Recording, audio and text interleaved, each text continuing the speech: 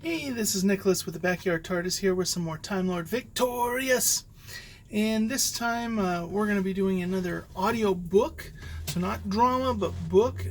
This one's going to be the Minds of Magnox. This is written by Darren Jones and narrated by Jacob Dadman. And I really like the narration of this because this one, once again, this isn't getting the Doctor Who actual actors to come in and do it. This is one individual doing all the different voices, and he does an excellent David Tennant. He does an excellent Matt Smith, and so this is one where it starts out, and this is the first time we get to see the Doctor interact a little bit with the Cthulhu, and so we see him. He's already set into motion things that will cause the Cthulhu's end, and he wants to make sure that he prevents it from happening again, that they can't find a way out. And so he goes to this planet of the Magnox, and they're known for being super intellectuals. And by the Doctor's time, they have died out. He doesn't know why they died out. He blames the Cthulhu. He thinks maybe they had something to do with it. But he's gone back in time to ask them a question. Did he do the right thing? And how can he make sure that they don't come back? And so he's starting to question whether this course of action that he's taken, is it right? And so this is the 10th Doctor, and he's there, and he gets there, and then he's got traveling with him Brian the Assassin Ood. And Brian doesn't want to accompany him, and the Doctor says, just don't get into trouble. So Brian goes off into the town to see what adventures he can find as an assassin, and the Doctor is going to... these Magnox have the greatest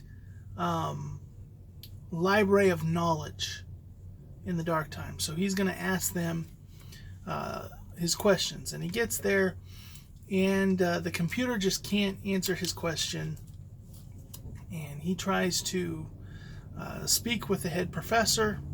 The head dean just blows him off, but he assigns him a young assistant, and so the assistant is trying to help him, but he says, I can't.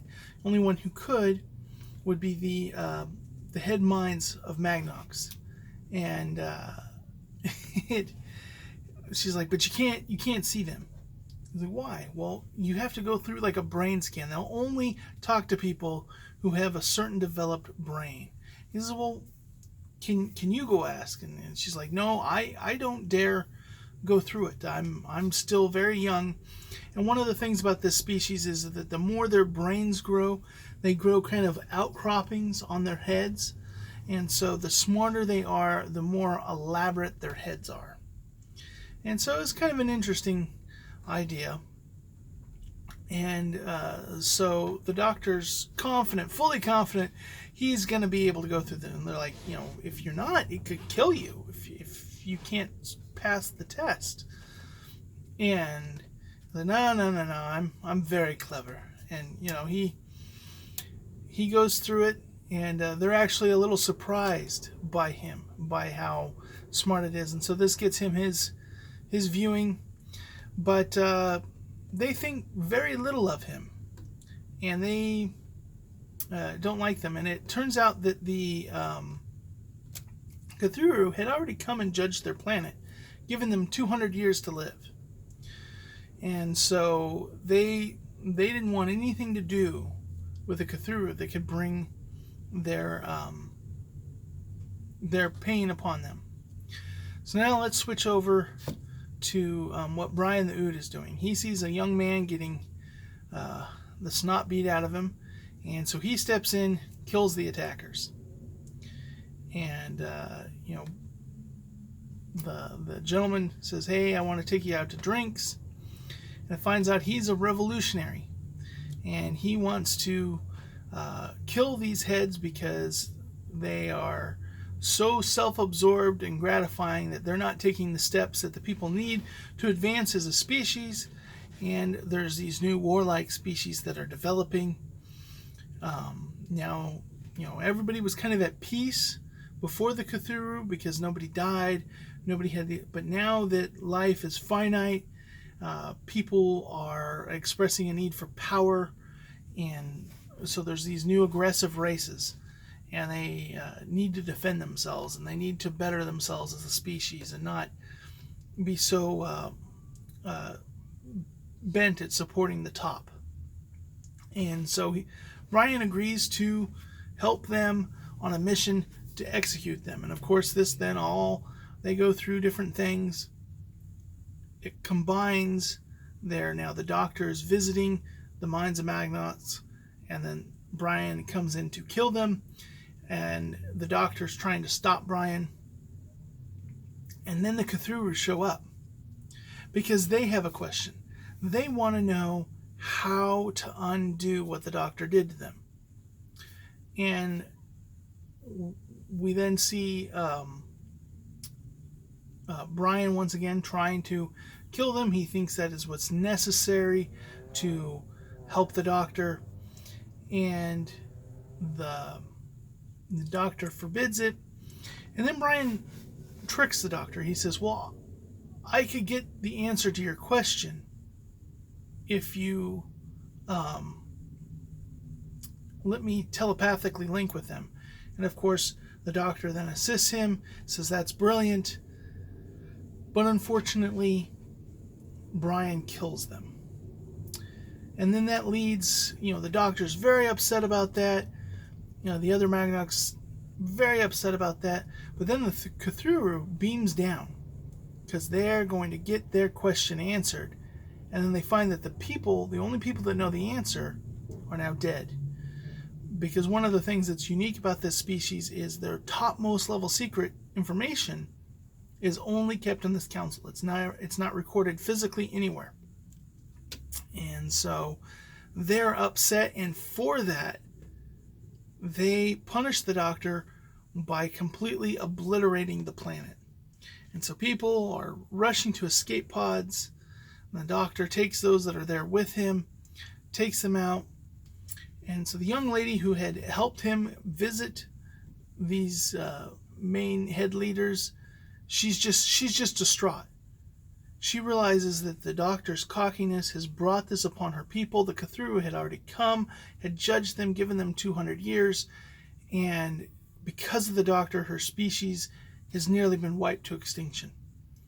And he's offering, come travel with me. He really likes her. He's praising her, and she's just, I want nothing to do with you. You brought death and destruction on my people.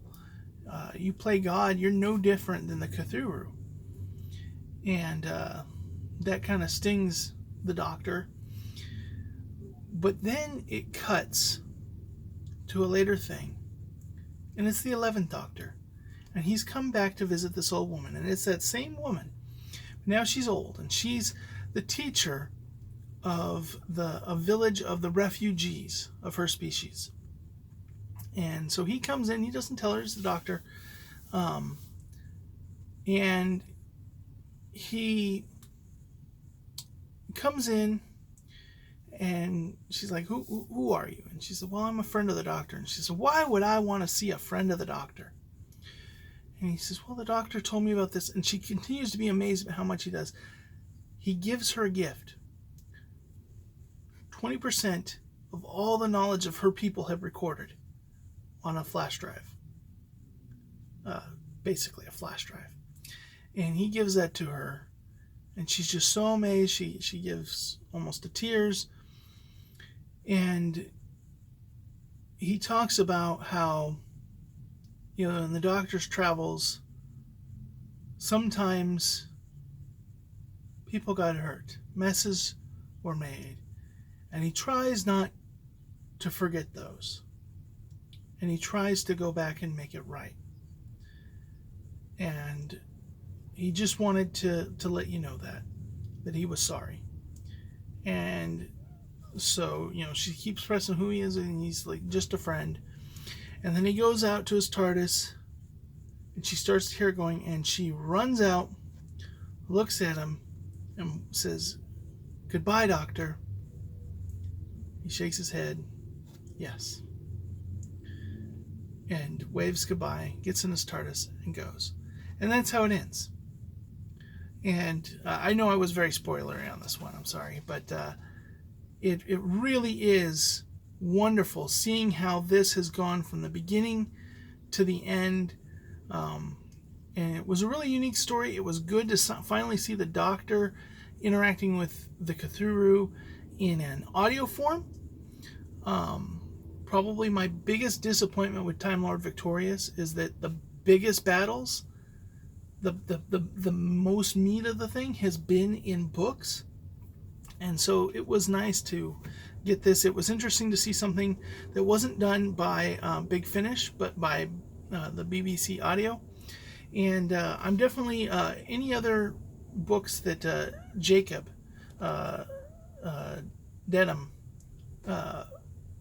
does, I'm interested, because he has got 10's voice down, he's got 11's voice down, he does great voices, and so it was a real good enjoyment. So I definitely would recommend giving this one a listen, and I will get back with you next time with some more Time Lord Victorious.